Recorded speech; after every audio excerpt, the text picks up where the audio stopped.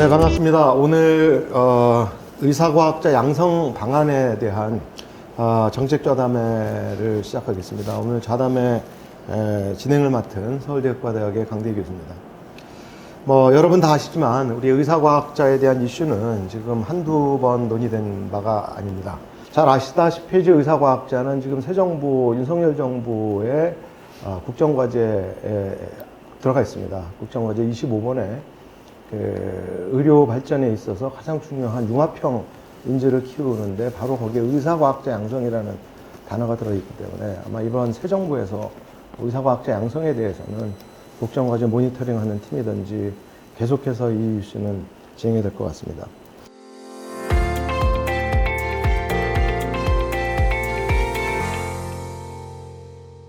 우리 의사과학자에 대한 기본적인 왜 의사과학자가 지금 이 시간에 필요한지, 또 현재 어떤 양성에 어떤 문제가 있는지, 어떻게 키워야 되는지에 대해서 한번 들어보도록 하겠습니다. 먼저 우리 의과대학 의학전문대학원 협회 이사장을 지내셨습니다. 우리 본인 자체가 의사과학자죠. 생리학을 전공하신 우리 한희철 선생님은 지금 어떻게 의사과학자에 대해서 어떻게 문제점을 보고 계시는지요?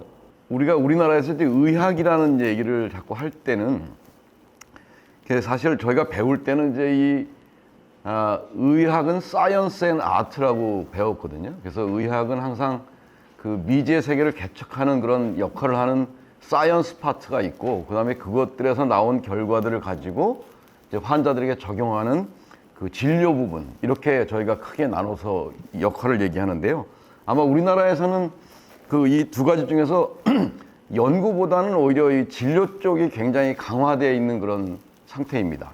그러다 보니까 이제 의사들의 대부분이 그 진료에만 많이 몰입돼 있고, 사실은 그 학문을 하는 의학 파트, 사이언스 파트 쪽에는 사실은 많지 않았었어요. 그동안에 저희가 보면 제가 졸업할 때만 보더라도 한 5% 정도, 100명 중에 한 5명 정도가 이 길을 들어서 했었는데요. 그래서 서양에서는 이러한 것들을 아카데믹 메디슨이라고 그래가지고 새로운 질병을 발견하고 질병의 기전을 밝히는 역할을 담당하고 있습니다. 그런데 이제 우리나라에 그럼 의사과학자들이 없었던 것은 아니고, 우리나라의 의학이 태동할 때부터 의사과학자는 존재했었죠.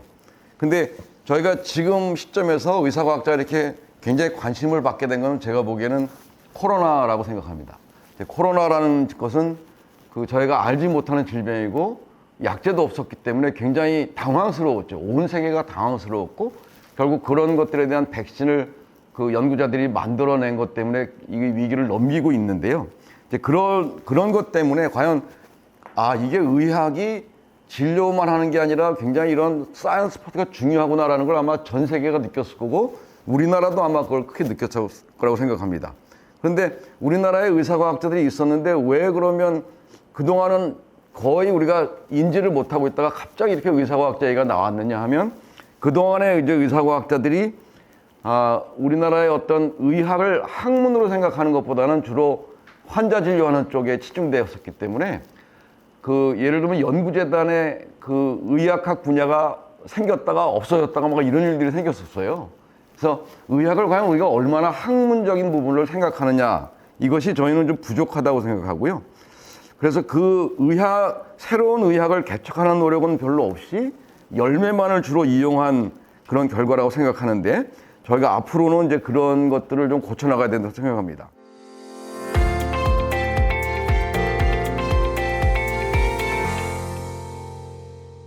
소위 말하는 전통 의과대학, 소위 말하는 연구중심 의대, 서울대가 됐든 연대가 됐든 이런 데에서 지금 기존에 하고 있는 의사과학자, 기초의학자가 아닌 의사과학자 양성, 이 뭐가 안 됐길래 지금 새롭게 자꾸 얘기 나오네. 사실 의과대학은 예전부터 많은 의과대학들이 의사과학자의 중요성은 알고 있었습니다. 근데 이제 그동안은 주로 기초의학 중심으로 기초의학자를 양성하다가 2000년대 후반이죠. 그때 이제 카이스트, 연세대, 서울대가 본격적으로 사실 많은 숫자는 아니죠. 학교당 한 7, 8명에서 15명 정도씩. 그래서 한 해 한 30에서 50명 정도 의사과학자를 만들기 시작했습니다.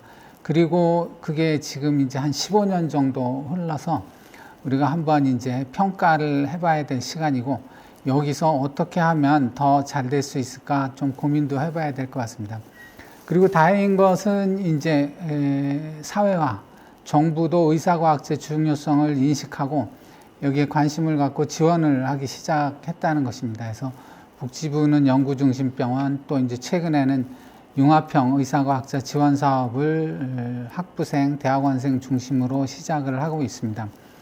근데 여기에서 지금 지원하는 내용들은 다 제한적인 형태의 재정 지원입니다.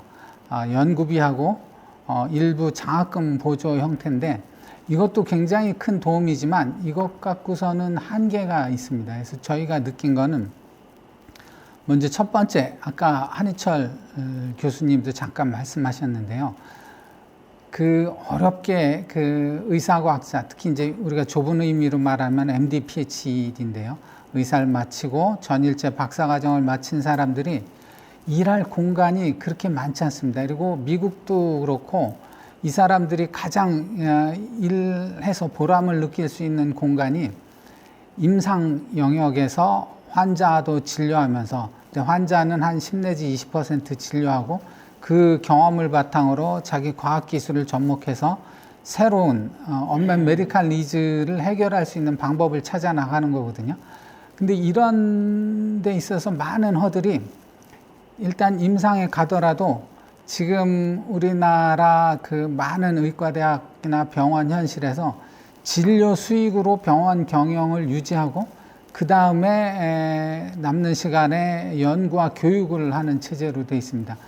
미국 같은 경우 유명한 의학자들은 대개 1년에 10 내지 20%만 환자를 보고 80%를 연구를 하는데, 우리는 그 80%를 연구를 하려고 하면은 거기에 해당되는 그 봉급 지원하는 체계가 없기 때문에 그게 가장 큰 문제인 것 같습니다. 그래서 근데 이제 가끔 또 이런 의견을 갖고 계세요. 예를 들어 의사과학자가 임상으로 다시 돌아가는 것이 문제다. 근데 저는 전혀 문제라고 생각하지 않습니다.